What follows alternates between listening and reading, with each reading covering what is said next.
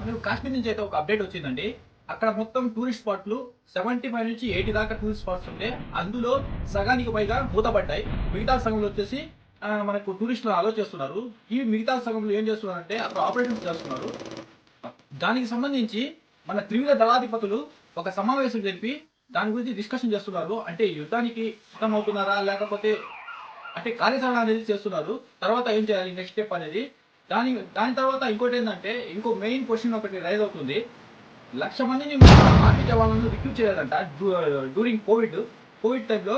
దానివల్ల కూడా ఇది ఇట్లా జరిగిందని చెప్పేసి మన మేధావులు చెప్తున్నారు.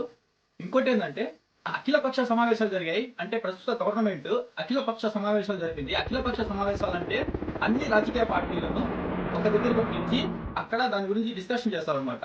అంటే వ్యూహ రచన కోసం అన్ని పార్టీల యొక్క అభిప్రాయాలు తీసుకొని ఏదైతే ఆమోదయోగ్యంగా ఉంటుందో దాన్ని పెహల్గాం సంఘటన జరిగినప్పుడు 1.5 గంట దాకా మన జవాన్లు అక్కడికి చేరుకోలేదంట. అక్కడ అంటే ఎవరైతే బాధ్యులు ఉన్నారో ఎవరి బంధువులు అయితే చనిపోయారో వాళ్ళ వ్యక్తులు చెప్తున్నారు. 1.5 అవర్ దాకా మా యొక్క వ్యక్తులు బతుకున్నారు, వాళ్ళకి సహాయం అంది ఉంటే మా వాళ్ళు బతికేవాళ్ళు, అక్కడ ఆర్మీ జవాన్లు లేని కారణంగానే వాళ్ళు చనిపోయారు, వాళ్ళు ఉండుంటే మాకు సహాయం అందేది, మెడికల్ సహాయం అందేది, ఈజీగా ఎయిర్ లిఫ్ట్ చేసి ఉంటే ఈజీగా బతికిపోయే వాళ్ళని చెప్పేసి వాళ్ళ రోదనలు అయితే మనం చూడలేకపోతున్నాం. మన దేశంలో ఎట్లా ఉందంటే సామాన్యునికి లేని రక్షణ పెద్ద పెద్ద కుబేర్లకు ఉంటుంది. ఎలా అంటే మన ట్యాక్స్ తో కమాండోస్ కి మనం ట్రైనింగ్ ఇస్తాం అనమాట. పారామిలిటరీ కమాండోస్ ఉంటారు, వాళ్ళకి మన ట్యాక్స్ డబ్బులు మన ట్యాక్స్ కట్టడం, దాని ద్వారా వాళ్ళకి కఠినమైన చాలా నైపుణ్యంతో కూడిన ఒక కమాండో ట్రైనింగ్ ఉంటుంది. ఆ ట్రైన్డ్ కమాండోస్ మన అదానీ అంబానీకి మన గవర్నమెంట్ పెట్టింది. కానీ సామాన్య పౌరుడికి ఎటువంటి రక్షణ లేదు మన దేశంలో. సో దీని గురించి కూడా మేధావులు మాట్లాడుతున్నారు. నైపుణ్యం కలిగిన ఎన్ఎస్జి కమాండోస్ వీళ్ళు ప్రముఖ రాజకీయవేత్తలు మరియు అదానీ అంబానీకి పనిచేస్తున్నారు. మన ట్యాక్స్ డబ్బులతో వాళ్ళకి ట్రైనింగ్ ఇచ్చి వాళ్ళంతా చేస్తే వాళ్ళు ఎవరికి సేవ అందిస్తున్నారు?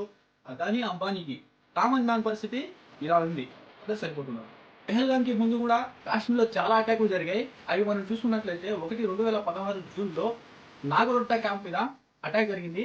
అక్కడ 9 మంది చనిపోయారు. జూలై 2017లో సుచ్చవాన్ అనే ఒక ప్రాంతం మీద అటాక్ జరిగింది.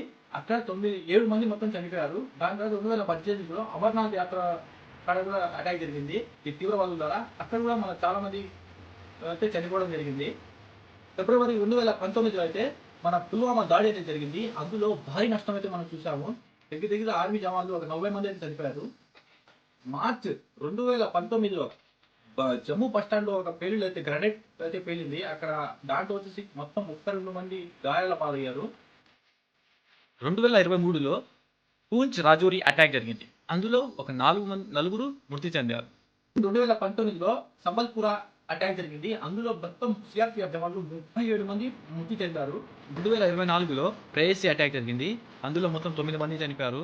ఇప్పుడు చూసుకుంటే పెహల్గాం అటాక్, అందులో వచ్చేసి మొత్తం 26 మంది చనిపోగా 17 మందికి గాయాలయ్యాయి.